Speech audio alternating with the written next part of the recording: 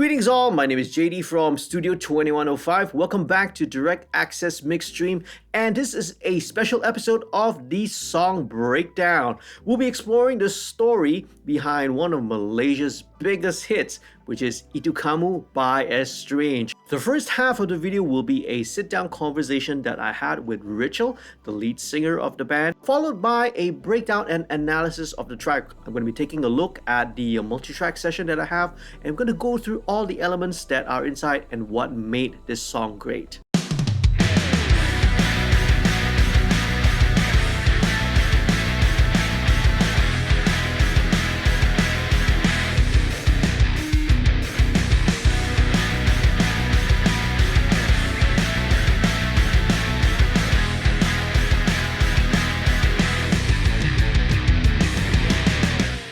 If you're new to this channel, a warm welcome to you, a big shout out and thank you to all the patrons who help to support the channel financially. If you are not yet a subscriber, please do become one. Click on the subscribe button. Don't forget, click on the notification bell as well so that you'll be updated every time I put out a brand new video. Special thanks goes to CENDANA for supporting the creation of this video. For more information about CENDANA, check out the link in the description below. Estranged are a Malaysian alternative rock band that is currently made up of lead vocalist Rachel Gimbang and guitarist Nor Hanafi and Din Hormatov. Since forming in 2001, the band has released 4 albums. They performed at many music festivals, both local and overseas. In 2007, the band made history when the song Itu Kamu won the prestigious 22nd Anugerah Juara Lagu Awards, and in the process became the first independent artist to do so. I was extremely proud of the band's achievement because Itu Kamu was a song that I produced, recorded, and also mixed right here at Studio 2105.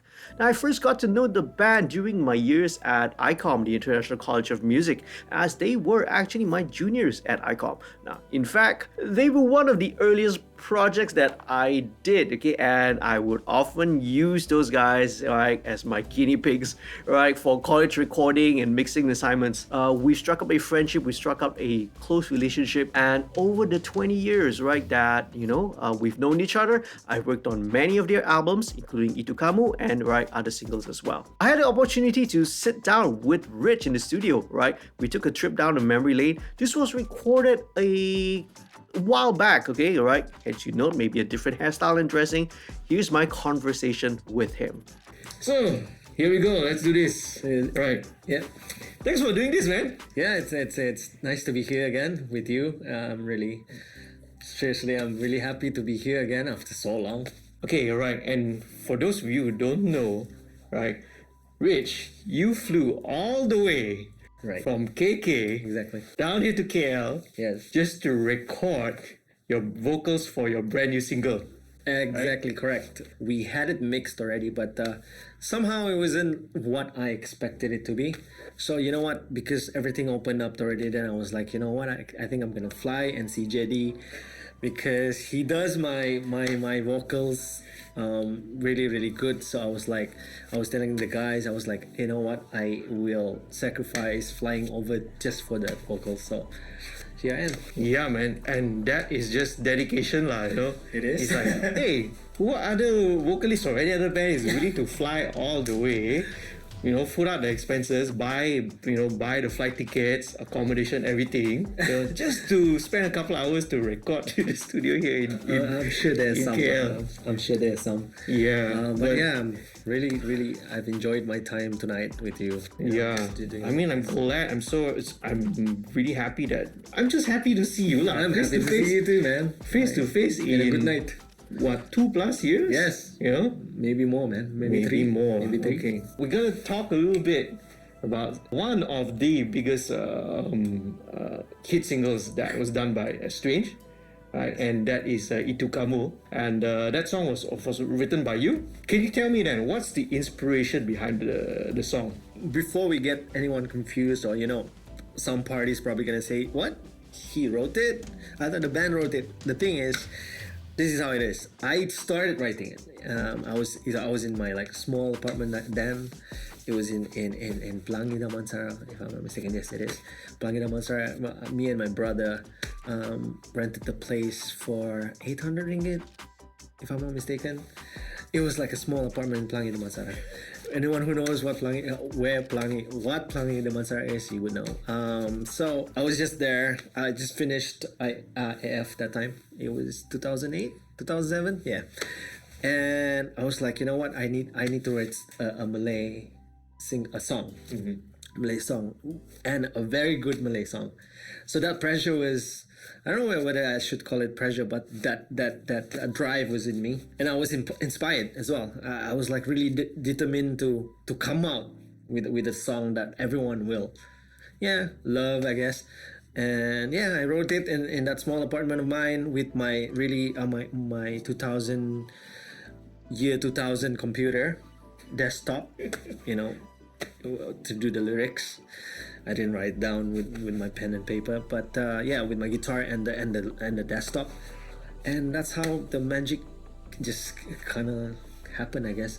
And then went to the studio, and they made it happen. Obviously, it's knowing you guys, I've known you all since 2000 or 2001, and that is because we were actually college mates, technically college mates, right? I was always proud to tell my friends who asked about our mix and stuff like that, and who I am today, and you would be in my story. I would say, JD knows me well, even for this particular thing that we're doing tonight. The idea, the story that I tell people is that JD knows me ever since like 2001, when I was still a kid in college, basically a kid, and he would make me into his he would try me out, and he was really impressed by my talent, whatever not, and by that I was actually very grateful for. And then until today, I guess that's our journey together as in this. But back then, right? To be honest, to be frank, I was just trying to get my assignment done. That's why I tell people as well. That's my assignment. JD wants to finish his assignment, and I'm part of the guinea pigs. Basically, you guys are the guinea pigs, guinea pigs, But that's how it is. Like, I guess I was a junior. I just came in. You probably pick. Okay, I'll pick that kid, kind of thing. Yeah, and then that time, Estranged was already formally formed as Estranged. You guys, the just started lah. So basically, because Din was there, Hanafi was a senior, a term senior. Yes. Yeah. But he wasn't in the band yet. He was with another band. I forgot what. Oh, Hanafi plays for so many people. Back then he had a band. So, but when we had gigs, he would come as well. So. We were kind of like friends. So it was just me and Din and the late Alda. I remember your first drummer, Rusty. The Rusty as well. Yes. We were in the same school in KK, so we came sort of together. Yeah. So that was the story, man. And the first song, that song that we did was actually it was a version of Velocity. Yes. Right? Yeah, earlier version, like Beta 1 or something like that. So I remember you doing that, and then the words that you telling me was very, very you were saying good things about my voice and stuff like that. So I was really grateful for those times. Yeah. Oh yeah, for especially because you guys started out, everyone knew that this is a new, we could classify Estranged back then as a new metal band, right? Because that was kind of the style and the influence lah. Right. You were someone. You were a vocalist who was versatile, right? You were someone who could sing, right? You could handle melodic parts, but especially in the first album, the all hardcore Estranged fans will know. You could also do all the screams and all the growls as well. That was actually quite new to me as well, because I was growing up. I was like a very big GNR fan because of my brother. And I would listen to a GNR every day, just GNR. Yeah. I even called my band. That's why the band is called a song, right? After a song from GNR. So, but entirely new things to me was like how Estranged sounded like in the beginning, and then I was partly influenced by Din because he was listening to a lot of Limp Bizkit and Korn, Incubus, you got the Incubus sound as well, right? Yeah. So I was more intrigued by Incubus because maybe there was a lot more singing there. Yeah. And then that's how I slowly got into that sound like nu metal sound like Yeah. that, and then also Pop Shop it. And you know, when I first met you, and then Rusty was telling me, "Hey, that guy is actually the guitarist of Pop Shop," I was like, "Wow, starstruck!" Lah. No, I'm serious. I was like starstruck, and then you know, it was good to be around you, good influence, lah. You know. Wait, back then, Pop Shop was the poser manufactured band. That's what the word's going around. I don't know about that, but I really looked up to you guys, lah. You know, it was something encouraging as well for me.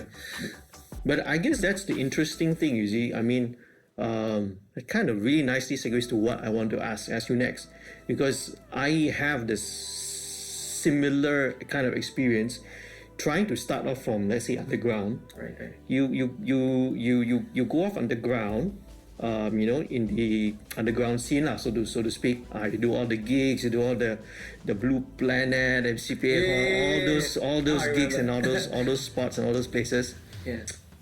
Where next? You see, how do you take a band to the next level? That's always a question, right? And of course, that can be a long debate and discussion, right? Yeah, and even to this day, in 2021, they still say that, we should have to stay true to the DIY indie underground thing, don't sell out.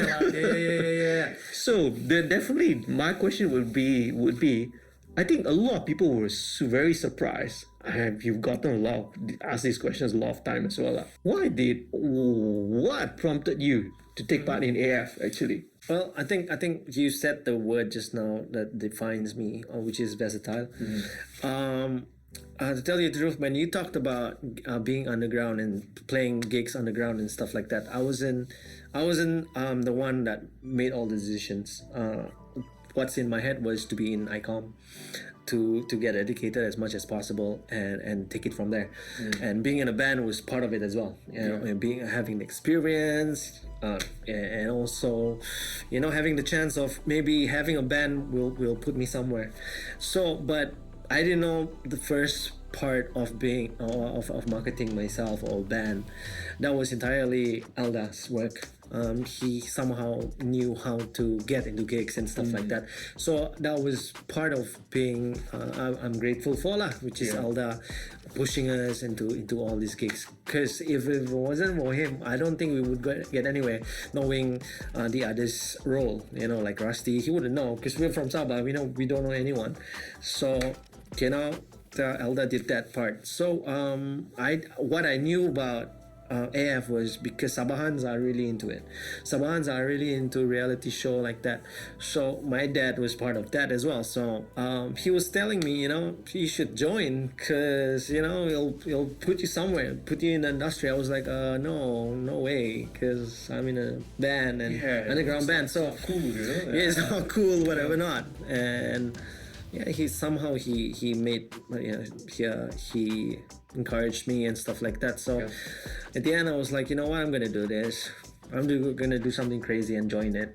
It's probably gonna be something really, really that I didn't want to do, and somehow it'll turn out good. So yeah, man. And obviously, here we are now, here where Estranged is now, and then right immediately after that came one of, if not one of the most amazingly beautiful songs that has come out of the Malaysian music industry, if not the world, okay? Right?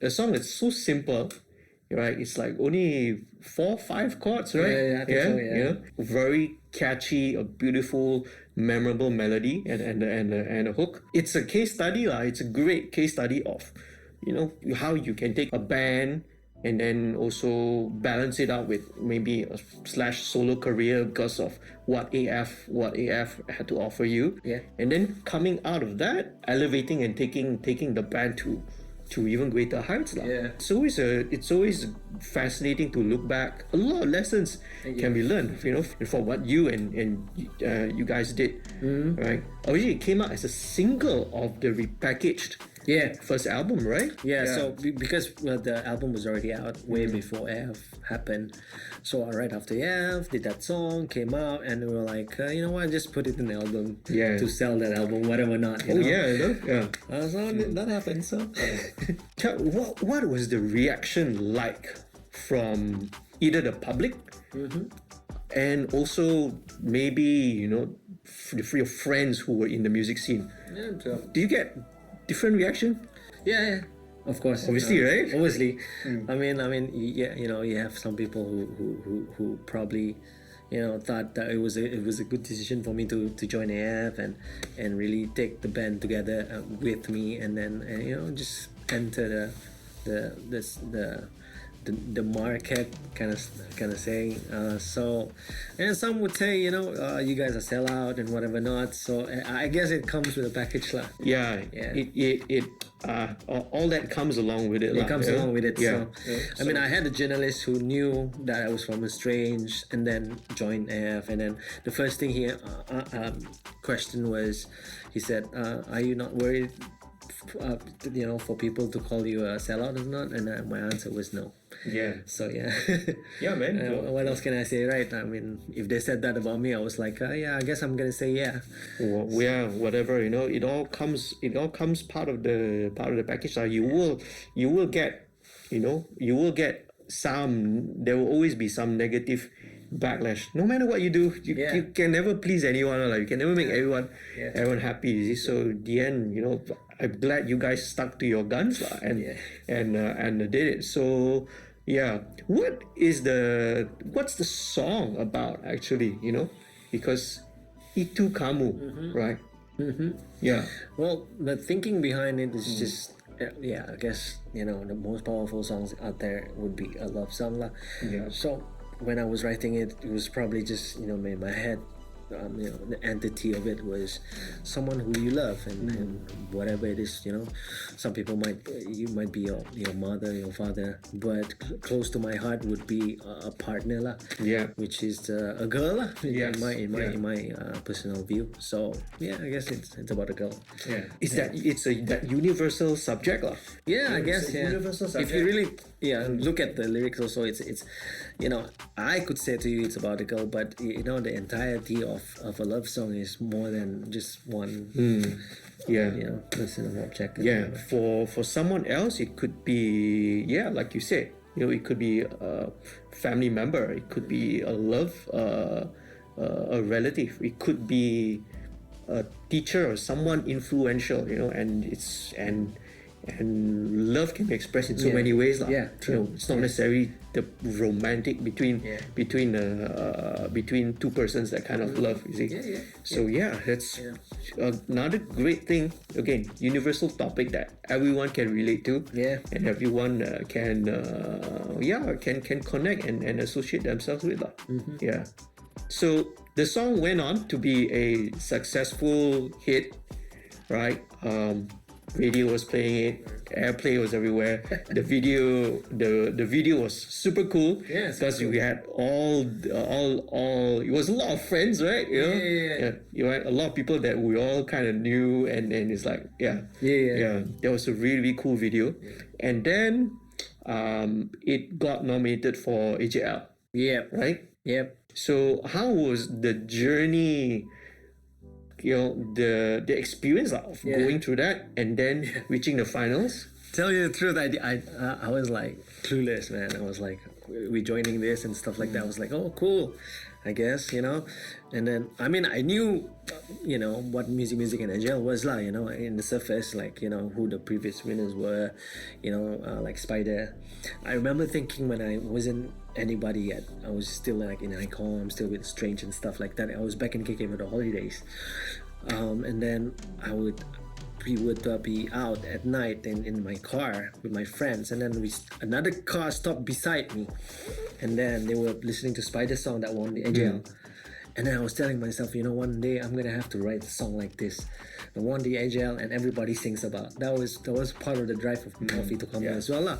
So going back to the AJL story, I was clueless. I didn't know the format and stuff like that. Who's gonna win, how you gonna win it and stuff like that. So it was entirely like, let's just do what they asked us to do, and we won it. So Yeah, and big ups, that is a huge major achievement, congratulations, And what I learned from this experience as well, and so many things in life, is that the best things happen to you when you least expected it. When you expect something so much, and then that will happen. Yeah. And then least things that you expect, they will happen to you. So this is one of the things. Yeah, man. And it must be an amazing, a whole wonderful experience. Yeah, for you very, and very you good, and- man. You talk about it, yes. You and everyone,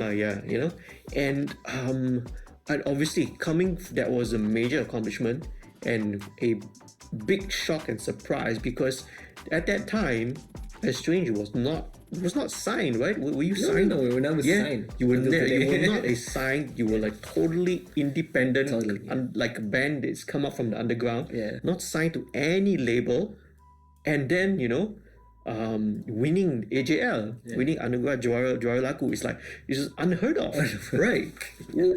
Like, correct me if I'm wrong. It's like this was the first time an unsigned band ever, let alone reach the finals, but won AJL.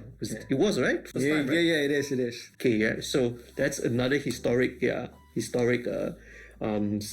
to AJL, lah, right? Yeah, it is.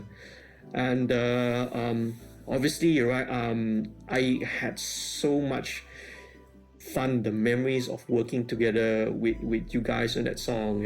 Producing. We recorded it right here during the very, very early days of where Studio 2105 was. Yes. Yeah, and I'll talk about that in the rest of the video lah. Another segment, I break it down for other people. Take a look at all the tracks, the session. Yeah, for those who are more keen and more geeky and want to look into the more technical side, I'll talk a lot about that lah. Yeah. But thanks so much for sharing this. No problem, man. It's fun. The history, looking back into the song, right? Even to this day, I'm sure when you perform it for the fans, and even when people listen to it on the radio, that's it's one of the great songs, Malaysian songs, right? That it's literally a classic already lah. Thanks for reminding me, man. It's like I don't think about these things anymore, actually, to tell you the truth.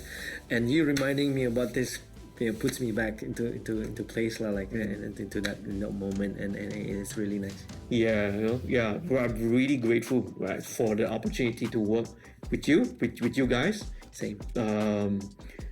Going all the way back to college days, then through the Itu Kamu phase, remain unknown, and then here we are, man, 2021, Here we are. working on the brand new single. new single. Yeah. To wrap this up, is there anything you want to tell the folks out there, fans, what you're working on?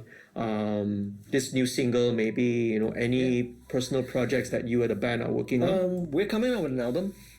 This one will be in it as well. So we're thinking about releasing it in 2022, when everything is already back to normal, I guess. And hopefully we can start promoting the album and be out there and performing in front of everybody again. Yeah.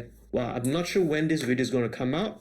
Hopefully, maybe at the right time, just when you guys are going to promote the album lah. We'll see how. Yeah. Thank you so much again for doing this, man. Thanks. All right. Stay safe. You too.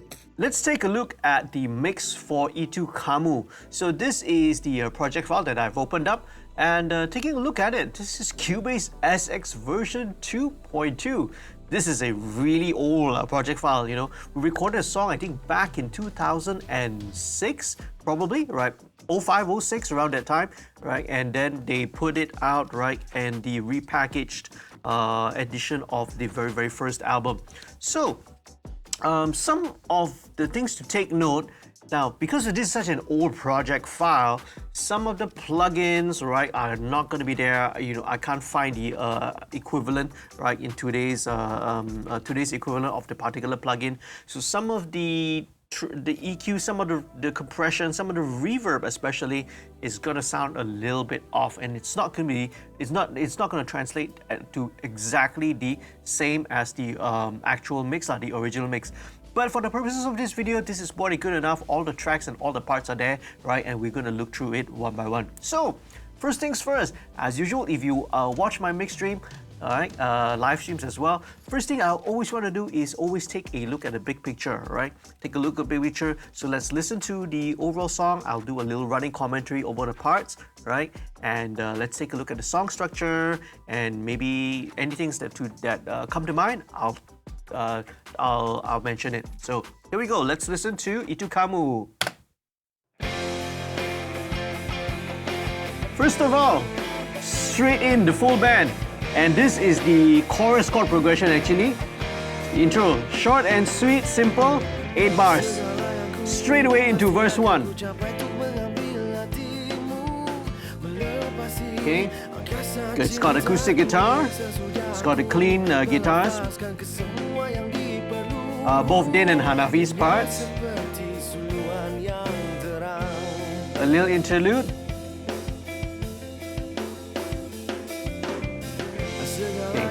Right. Second half of the verse. It's got a new plucking line on the left hand side.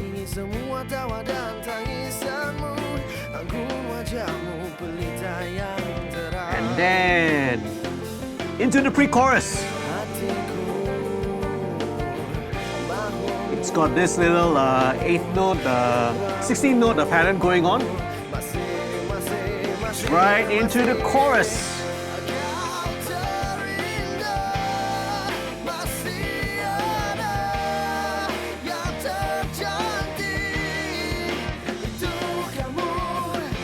Right. Harmonies, backing vocals. Very, very simple harmonies.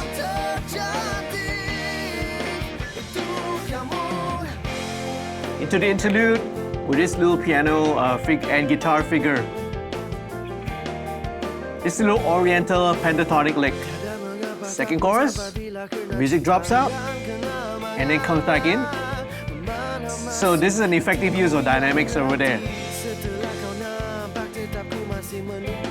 Pretty much the same instrumentation, right? Then going into the next pre-chorus. Same thing.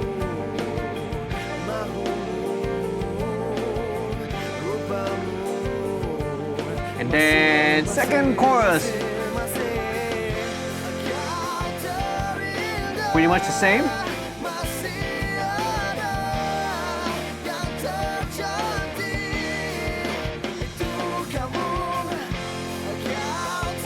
Harmony, harmony.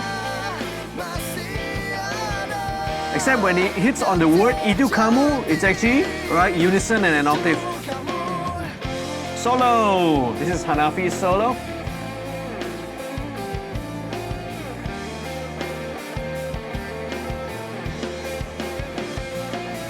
It's got a lot of interesting swirly delays if you listen to it.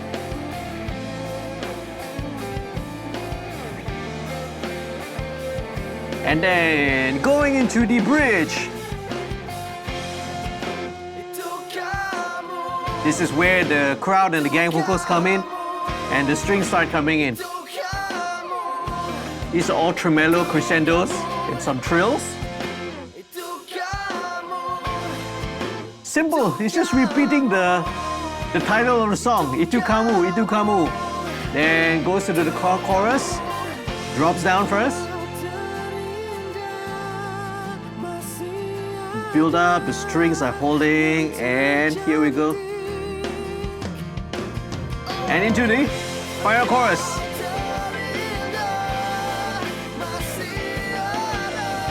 So instrumentation wise, still remain pretty much the same, except the strings are there, right?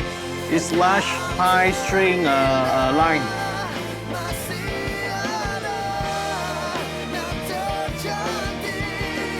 And going into the outro, it's still the chorus actually. The chorus, like half a chorus, and then this is the proper outro. Backing vocals, that's the counter melody. And then the outro. Dun, dun, dun, dun.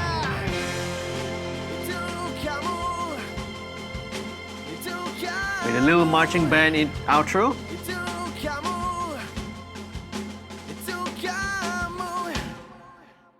All right, so there you go. That is the overall breakdown, the structure.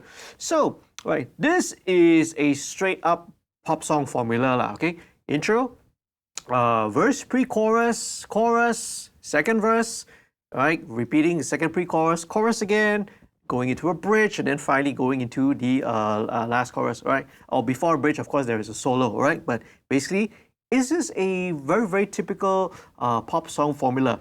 And right, this song actually marked a big departure, right, from what Estranged originally, the style that Estranged usually wrote in. You see, Estranged actually, their first album is very much the influence of bands like Incubus and Korn, and basically they're actually a new metal band, you know. So when this song first came out, well, it's really a big departure from their previous material, right? So this employs a straightforward, right, pop song, pop melody, okay? So, pop song structure, I meant to say that. So let's take a look at some of the tracks. They have gone through several personnel changes, actually, even though now Estranged is only made up of Rich, Hanafi, and Din, the three of them. But, right, during the early years, right, they also had other players as well. Andy, right? Azwin Andy played drums for them. Andy is also a super amazing drummer. He is, of course, right, the younger brother of my own drummer, right, Rudy. So, right, all three brothers play in different bands and all are amazing drummers. So let's take a look, all right? So let's take a listen at the drums. It's a departure from, again, the aggressive style of, you know, their new metal stuff and all that. But still, we wanted to retain that hard, heavy, aggressive tone. So let's take a look at the tracks that we have. So first of all, it's just a kick, snare, hi-hat, right?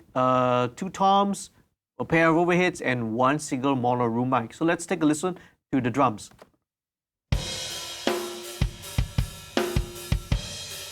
Right? Very, very roomy. Okay, so this, of course, was these drums were, of course, recorded here. Wow, this is really, really way back when, taking me back down memory lane. So this was recorded here. I think back then I was still using, right, things like I think the kick drum was an Audix D6, and I was using SM57s on the snare and the toms, and the overheads were a pair of Rode NT1s. And I think the room mic, I was using an old Superlux, right, a CMH, right, which is a tube microphone, probably in Omni, because that's why I would usually, right. So this was during the early days of Studio 2105, man. You know, the studio had probably moved here only like less than 2 years, and you know, Estranged, right, was one of the earliest projects that I did here. So there's a very, very simple drum mic setup. Kick, snare, and hat, a pair of toms, and two overheads and one room.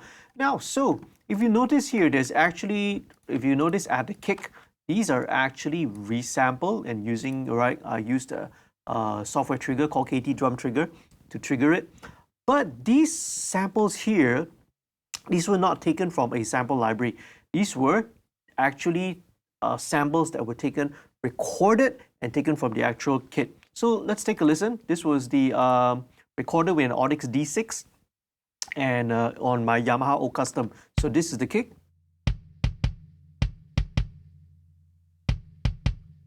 All right, that's the kick drum. So these were the actual samples of the kick drum, okay? And let's take a look at the snare, right? So this snare is very, very interesting, okay? You can hear this is a very ringy, it's got an overtone, a lot of overtones on this. Right, so again, this was actually Andy's snare drum, right? So this was Andy's own personal snare drum that I sampled it and I used this to re-trigger back in here. So there were a couple of snare drums that we actually used on this track, and then subsequently also on the album, right, Remain Unknown. I recall very, very, very clearly. A couple, there were like two which were made from the snare drum, the drum company Spawn, but there was one which was like a brandless, no-name, custom-made snare that I called the Lego snare. The reason why I call it Lego snare because it was a very, very obnoxious multicolored thing. Yellow, I think the shell was yellow. Its lugs were like blue or red, and the rims also were also of a color. So it's like a yellow, blue, and red. It looked like it was made and assembled out of Lego blocks. But you know, this is sound. This is the sound, right? Now, interesting fact is that these snare samples I actually make these snare samples available, and many more actually, right? Some snare samples I've recorded over the years. If you want to access these snare samples, all you got to do is sign up with the email list, okay? The email list will take you to a landing page, and you can download all these samples, the snare sample libraries that I've collected, including the ones that I use for Itu Kamu, right, in here. So that's how it is. Right, so let's take a look at the room. Let's take a listen. This is the room mic, and I'm very proud. I really love the sound of the room here, right? Right. This is a mono room. Most likely, this was very, very probable that this was in Omni, okay? Awesome, okay? So there we go. So again, pretty straightforward, simple, right? Right.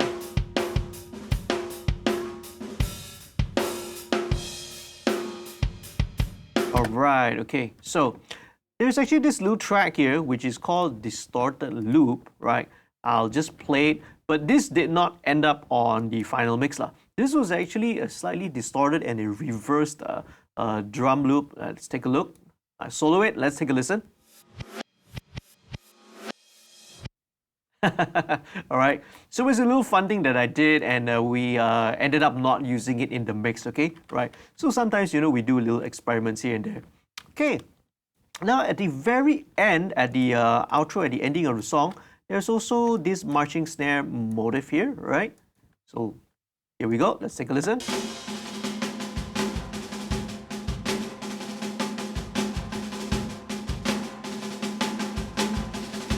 Okay, right. This one obviously is a lot more reverberant because we wanted it to sound like it was a marching band, right? Inside a stadium. So let's take a look at the same setup. It's exactly the same setup, all right?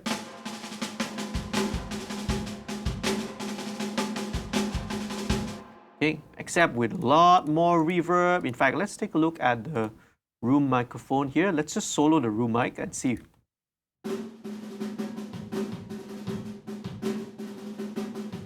Okay, now I'm listening to this and it tells me one thing, okay? Now I remember. So this room microphone, because we wanted it to sound a little bit more distant, right? This mono room mic, instead of being inside the room where the drums was, I actually placed it in the corridor, right? Behind here, behind this wall, there's actually a long corridor that comes into the back of the studio. So we actually placed it there because again, we wanted the get a distant sound. And what better way to get that, you know, that distant, ambient sound than to actually place the microphone inside the space, put a little bit of distance between the mic and the sound source and capture it that way. So one more time, I'll play this little ending drum outro for you again. Let's listen. Of course, with some reverb to make it even bigger.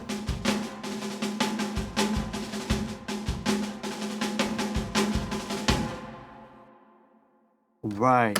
So I encourage if you have the luxury of having a space wherever you can place microphones, right?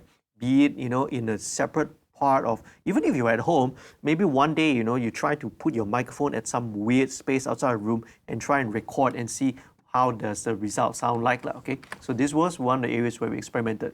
Okay, let's move on to the bass. Okay, so the bass, primarily, again, during the same period of time, the bass player that played for them was, his name is again a good friend of ours. His name is Ken. Ken Chong is an amazing bass player. He sessions for many, many musicians, right? He's also toured, right, all around the world. Even though he was just only a session player, but he was still a very, very crucial an asset and a great member of the band. And you know, we're still good friends until this day. All right, so let's take a listen to the bass. This is very straightforward. Very, very fat bass sound. And he's a great bass player. Very, very even, very consistent, right? Super, super even. There's not much that needed to be done. So let's take a look at this. There's 2 tracks as usual, right? Typically when I record bass, I will use 2 tracks. Okay, this was with the amplifier, right? If I recall, I used to have a hard key a bass amp, right? And then this was DI, right? Usually, that's again nothing unusual. This is the typical bass and amp and a DI combination. But I want to take a look at the group and see what is going on in there. And wow, super simple, okay? So there was a little bit of EQ, which again, right, I can't pull up. But looking at the bass, just a single LA2A, that's it. Because the bass was so even, right, the way that Ken Chung played and recorded was so even, dynamics was so controlled, I didn't have to do much, right? So, 1, just lightly kissing it, that's all, right? So, right, that's how amazing when you have a good musicians and good players, they just make your job and your engineering so much better. Okay, now let's move on. Now throughout the song, right, there is actually this acoustic guitar that's playing throughout the song. And this was because it was a conscious decision, because they knew that they were trying to write this song to try and garner and to sort of penetrate into the radio, into the mainstream market. So what easy way to sort of lighten up a song, so to speak, to make it sound a little bit commercial, a little bit more pop? An easy way to do that is to add, right, acoustic guitars. Now, let's take a listen. One thing I want to say, right, okay, many people may not know, I actually recorded and I played the acoustic guitar on this track. So what you're hearing, right, this is actually, all right, me playing the acoustic guitar. So there are actually 2 parts, right, 4 tracks of acoustic guitars. Each part is panned left, right, double track, left, right. So let's listen to this first of all. I'll just put this on the loop. If I remember, this was a Taylor that belonged to a friend of mine. This was a Taylor 512, if I'm not mistaken. I don't know how my brain remembers such details. Yep. So that is the basic part, right? Usually those are down in the lower position. But I also layered with this one. So let's take a listen. This was probably, right, with a capo and on a higher position. There we go, yeah. You know, with a slightly open, because we wanted to get that reggae, very country pop kind of a feel. And this one had a little bit of motion as well. So this was probably, this sounded like, yep. You know, so you play like a D, there's also the add 9 thing going on. So both of them together.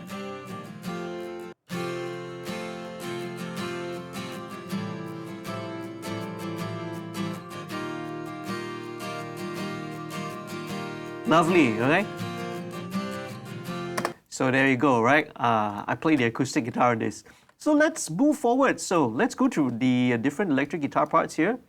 So this one is the main distortion, right? So same thing, 2 parts, right? They all double track, left and right. Now each take, right, was recorded with a condenser, right? In this case was the Superlux CM, right? And also an SM57. So let's take a listen to the rhythm guitars, okay? Right.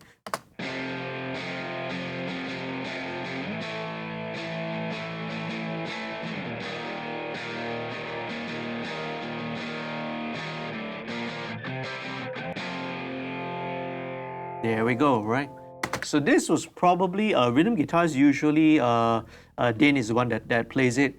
This was probably with his I'm trying to recall what guitar, but you know, during that era, he was using pretty much, it was a PRS copy. It looked like a PRS, right? But it was a PRS copy, right? Basically, right, the classic, you know, double humbucker kind of a style, right? So, right, and this is definitely, I don't remember what amp we used. Probably back then, it was either my Line 6 HD147 or something like that. Again, this is so long ago, I can't remember exactly what amps that was used, right? But that's the that is the pretty much the distortion which goes along on all the choruses, right? Very simple, straightforward, right? Distortion rhythm part. So let's listen to some of these clean parts, and let's turn on the good.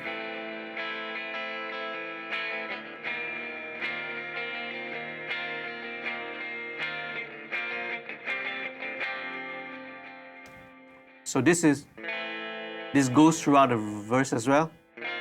Same sound. This also sounds like a humbucker, but with a clean-ish tone. And with a delay, stereo delay going on. Right, just to give you a little bit of ambient and the ambient space throughout. Okay, so let's listen to the next clean guitar. I'll jump to this one. Let's take a listen and see what it is. All right, okay.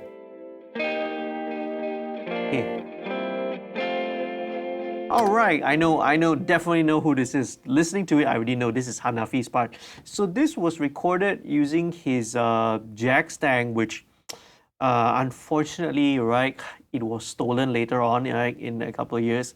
I have memories of Hanafi and his Jag Stang.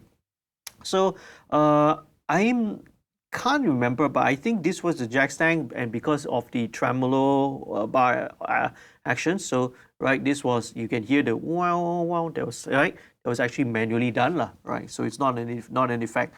Okay, so this goes on, right? These two guitar parts go on. Okay, right. So then when it gets to this little interlude here, right, there's this little muted guitar part comes in. It's not really an interlude, it's just like this little 2-bar break. This is back to Din. Yeah. Okay, right. So this is kind of, looking at this verse, kind of gives you an insight into how Din and Hanafi's relationships and what goes on inside their head, what they love to, how they sort of build their two guitar tones and how they complement each other. Almost every Estranged song, you will listen that there's always both of them playing. They're always playing some very, very intricate parts. And sometimes for me, as a producer, right, when I did the second album, the Remain Unknown album, it was sometimes a challenge to sort of rein them in, because they would sometimes tend to put a lot of different parts and interesting lines here and there. And sometimes, right, I just had to say no, right, this is a little bit too much. Okay, this is something we have to cut down because it's distracting from the vocal or whatnot, okay. So in this case, right, this was also something that we had to simplify. Okay, so going on, when it gets to the second verse, you hear this little plucking line. This, I believe, would be Hanafi. This one.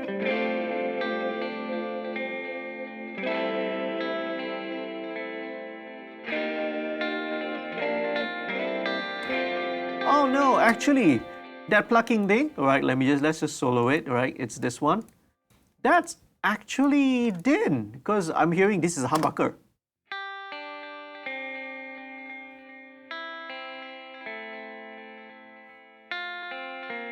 With lots of delay on this guitar.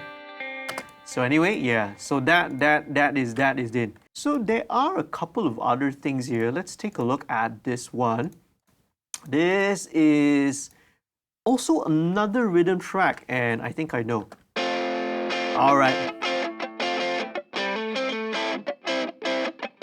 This is actually Hanafi. This is actually the upper lead / rhythm, right? A little funky strum that he does, right? So this is where the sort of the kind of the signature lick of the song, okay, all right, of the song. Da, da, da, da, da. I'll play that again for you. There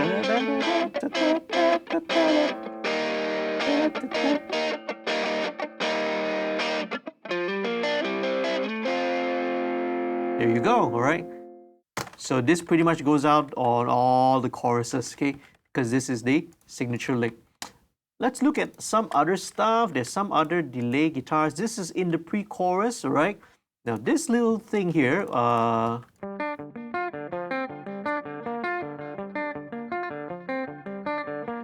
this is also din, if I'm not mistaken. Okay, this plays in the pre-chorus. Okay, let's listen in context. Then you hear where this goes lah. Right? Let's listen in context. Let's say maybe the vocal. Hatiku mahumu rupamu masih. Alright, so that's what it is, right? It's just a little, the 16 note kind of a repeating a sequence, this pattern, just to give a little bit of motion, right? This is over the pre-chorus because we are trying to sort of build this momentum before hitting into the chorus. So that is the role of this little 16 note pattern. Now, again, to give it the sort of the more poppy feel, right, I decided to sort of, right, double the guitars with the piano. Okay, so let's take a listen.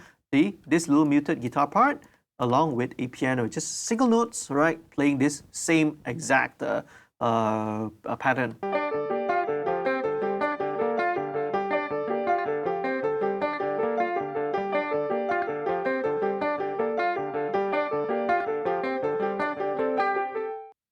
And obviously the piano is also an octave higher, just to give that little bit of a shimmer, okay?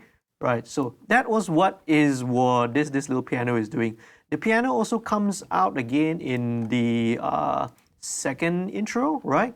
Right, playing this little kind of a pentatonic pattern. This happens only here.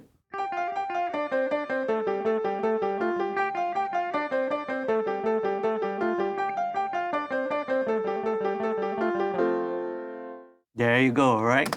So even back then already, kind of 2006, you were starting to hear the hints of the Borneo rock sound that they were gradually going to evolve into what they're doing now lah.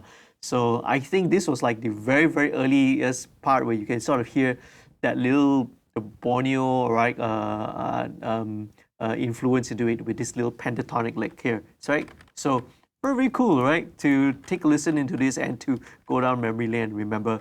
So this little riff comes back again at the end, right? At the end of the song.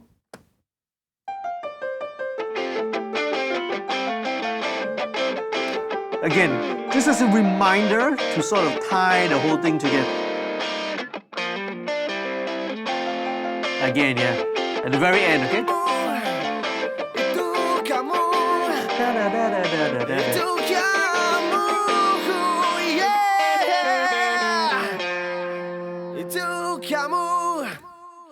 Alright, so there you go. So that pretty much deals with all the drums, the bass and the guitars. Some minor stuff here, this little end delay happens during the...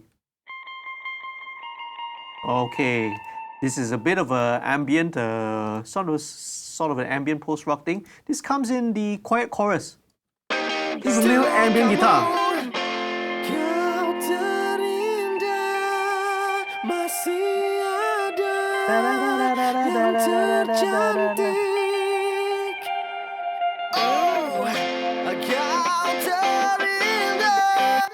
Alright, now obviously I think some of these parts we actually, this was actually muted because again, it was not necessary, right?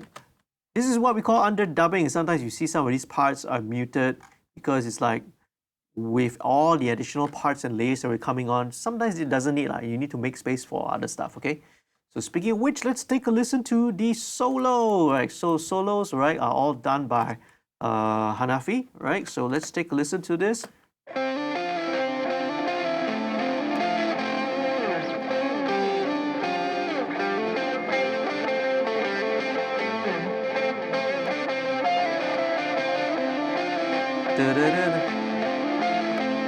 Okay. Now when you solo it, obviously it sounds like it's swimming in reverb, but actually in context, right, it is perfectly fine one. Now, a very interesting thing, I think you can probably hear it. Let's take a listen. This is definitely, right, either layered or using an octave pedal. So this is an octave low. Okay, and this was the straightforward guitar. So I'm trying to recall what exactly did we do here? Huh? Did we use any plugin? Or I suspect probably not. So if there's no plugin used here, yeah, there's no plugin, man. Right? There's no plugin. There's not even any EQ on this. In fact, a lot of the stuff, a lot of the tracks, it didn't have that much of EQ on it because again, right, my approach to recording and the way it should be, we should always try and capture the sound source as intended lah, so that there's minimal tweaking, minimal EQing needed to be done after that. So this was, okay, it tracks really, really well. So I want to suspect that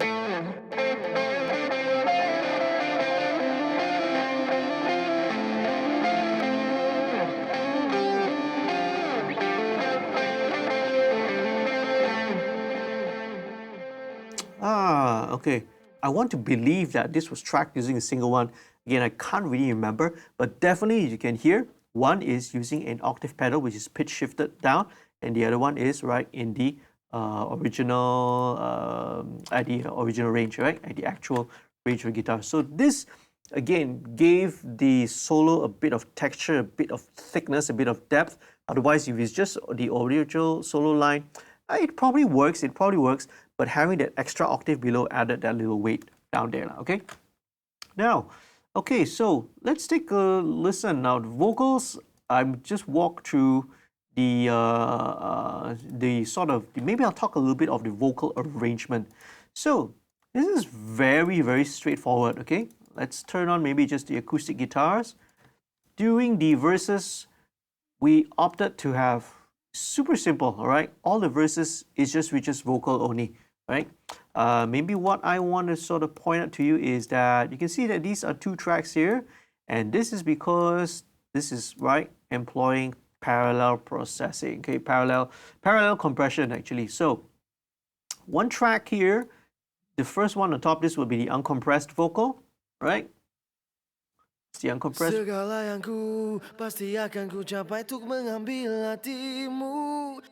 Okay, and this one, the bottom here, this would be the super compressed version, right? And I believe in this here, I use an LE2A. So let's take a look, right? And to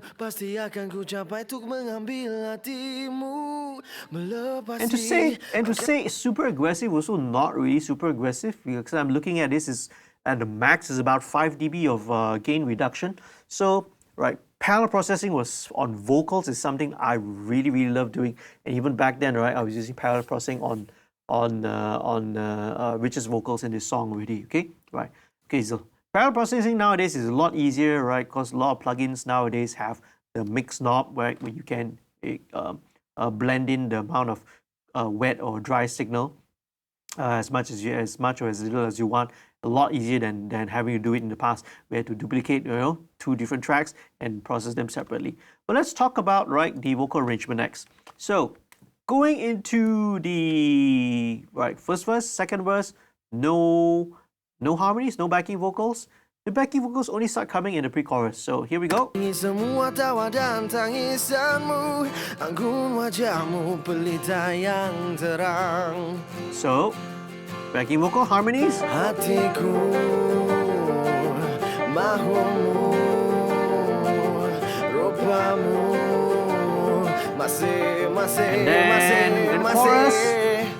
Kau terindah, masih ada yang tercantik, itu kamu. Kau terindah, masih ada yang tercantik, itu kamu. All right, okay. So basic three-part harmony, right? You have the lead vocal and you have this first part here. Kau terindah.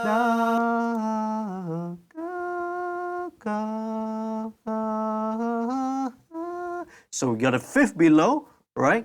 And then we have the third above, right? This should be a third above. Let's listen to it. Kau terindah masih ada.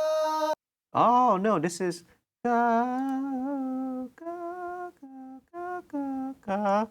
sorry, wait. So the first one actually, right? The top one, this is actually sixth below. You could think of it as the third above, right? Drop down an octave. It's at six below. Kau terindah And this one is the fourth below. masih ada yang tercantik. Okay, so it was a conscious decision to again keep the BVs at the slightly lower registers, lower male register, and not kind of go for the higher vocal. We could have put it at a higher harmony, but we decided not to. Again, because I was very cognizant and aware of these guys are making a big jump, a transition from their alternative new metal rock sound towards something which is so pop. Okay, it's literally a 180-degree turn, right, of what the type of music that they do. But instead of making it so jarring, we still wanted to retain a little bit of that. Instead of making it sound too pop, we decided instead of going for a higher harmony, right, to go with a lower register instead. Now another thing I want to sort of point out is that we only harmonize the three lines, and every time we hit the word itu kamu, it's unison. Yang tercantik itu kamu. Itu kamu. Yang tercantik itu kamu. Again, conscious decision, right? We decided not to harmonize the itu kamu because we felt that just singing it unison gave it a little bit more impact, right? Because that was a title, we wanted that word to really have weight and really have impact. So that's why on Itu Kamu it was not harmonized. Now it builds only at the very end, I think, where we add another harmony here. Let's listen to. Kau terindah. Okay, right. Okay, this is basically just an octave below. Okay, same thing. We want to keep the sort of the rockishness there, right? If that is even a word, we want to keep that rock feeling down there, all right? And to just give a little bit more weight, because this was the last chorus. You see, the very final chorus. So this is just an octave below. The harmonies above are the same. Kau terindah masih ada yang tercantik. Same with Itu Kamu. Itu kamu. This time it's an octave lower. Kau terindah masih ada yang tercantik.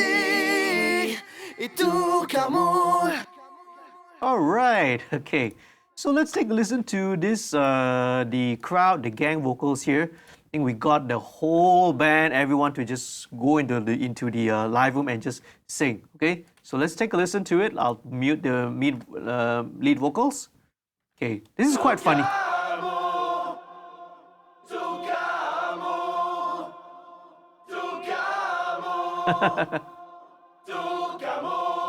Now, if you really listen carefully, right, this is, we got a bunch, right, we got them to sing in unison. We sang a couple of layers, couple of takes down in the lower harmony as well. And very famous, right, I mean, well, maybe people don't really know this, but within us, right, the one that really sounds out of tune was Andy, okay? So we always joke that drummers, right, the drummers are tone deaf and they can't sing. So you can actually hear Andy's voice is the one that goes really off. But the thing is, in crowd vocals, you don't want it to sound like a choir. You want it to sound like a whole bunch of, right, dudes out there singing along, or like a concert, like an audience singing along to it. Because basically this is what we're trying to do. We don't want it to sound super perfect. See? So At first, even though he when that out of tune vocal, right, was bothering him, he was like, oh, he doesn't want it to be in there or something like that. Right? I said that, this is definitely will add to the element of, right, it definitely helps. All these imperfections is what makes it beautiful. Okay, so listen again.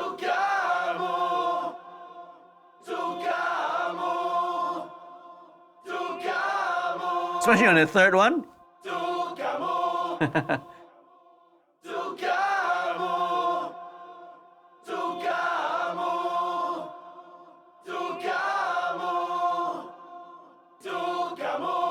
All right, okay.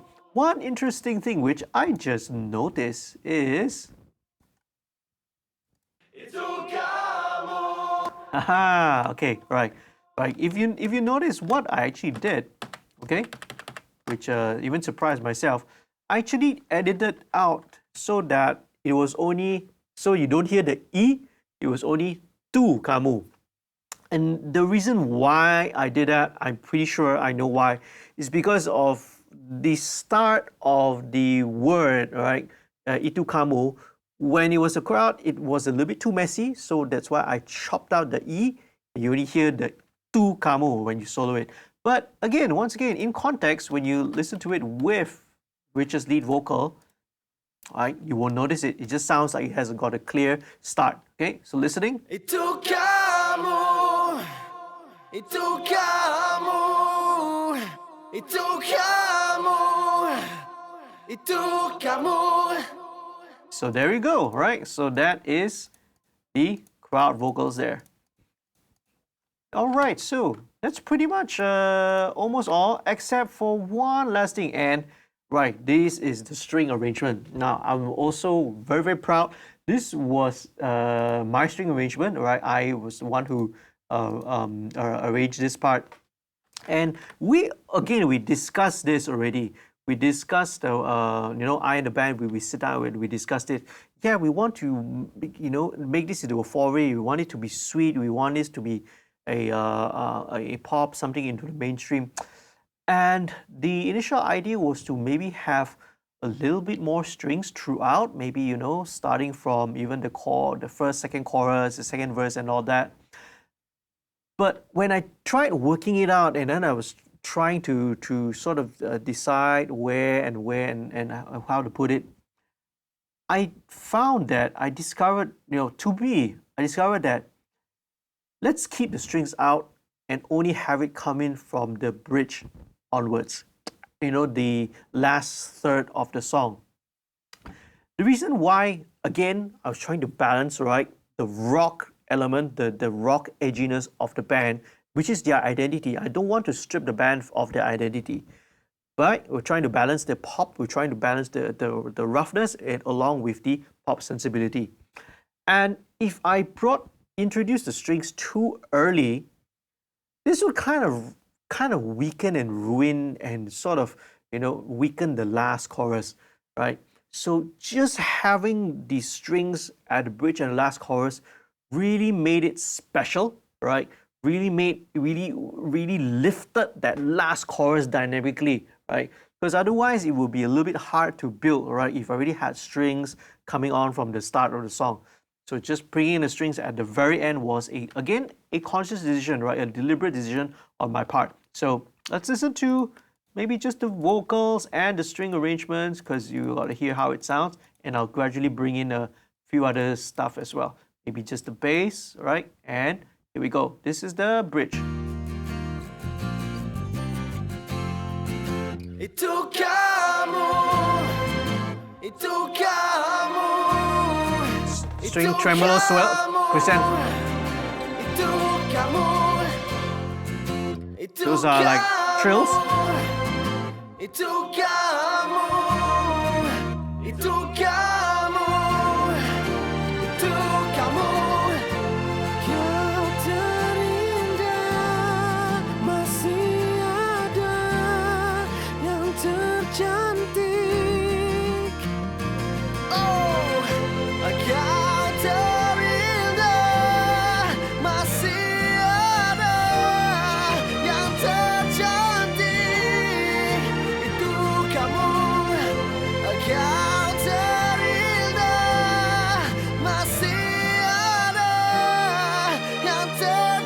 just turn off the bass and acoustic guitar. Itu kamu, kau terindah, masih ada yang tercantik. Itu kamu, itu kamu, itu kamu, itu kamu, yeah. Itu kamu. Alright, okay. Itu So let's take a listen to just the strings. Maybe I just want to break it down. Again, I kept it really, really simple, right? I kept it simple, and the first half, all right, here we go.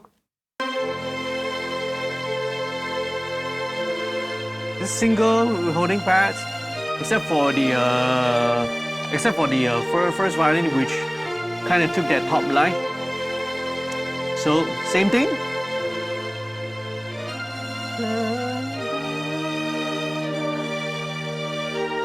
And do I take it up here? Okay, then it goes up, lifting it up.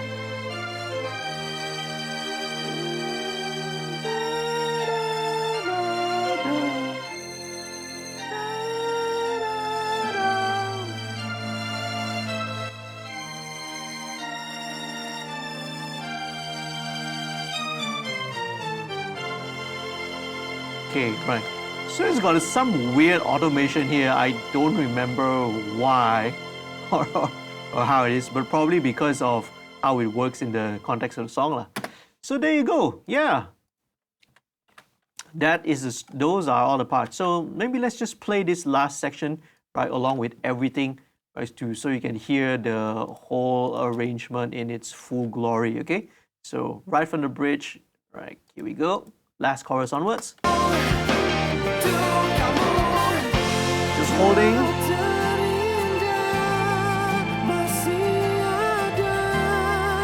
Ah, okay.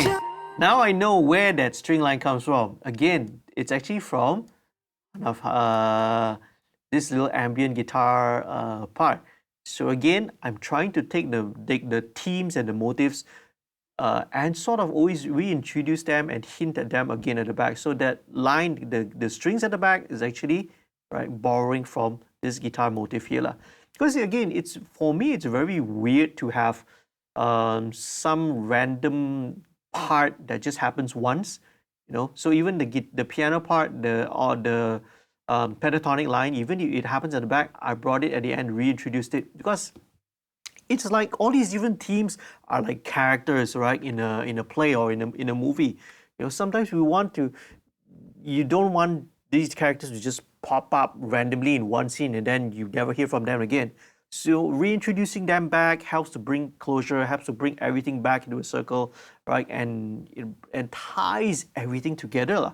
That's how I see it anyway. Okay, so here we go. Let's go into the last chorus.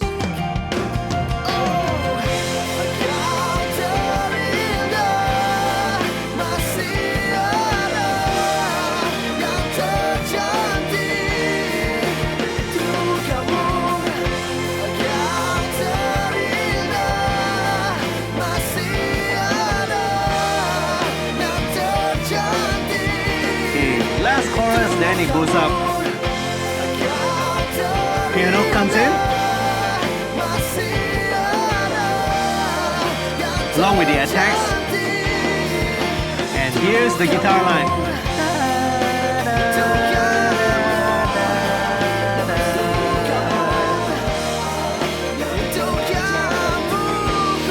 And 1, 2, 3, 4, 5, 6, 7, 8.